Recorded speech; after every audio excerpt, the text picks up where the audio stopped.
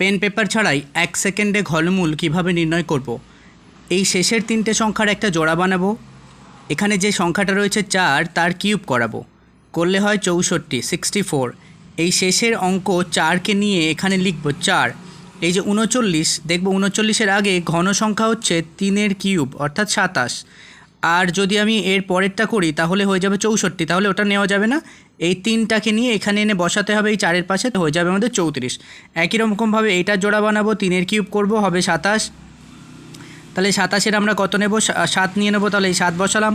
আর এই 50-এর আগে ঘন সংখ্যা হচ্ছে 27, সেই 27টা কার কিউব ছিল, 3-এর কিউব, তাহলে এখান থেকে এই 3টা নিয়ে নেব আমরা বসাবো, তাহলে 37 হয়ে যাবে। আর এইটার উত্তর আমাদের কমেন্টে জানিয়ে দিন। এই ধরনের কন্টেন্ট নিয়মিত প্রতিদিন এই চ্যানেল থেকে আপলোড করা হয়। চ্যানেলটি সাবস্ক্রাইব করে সঙ্গে থাকুন।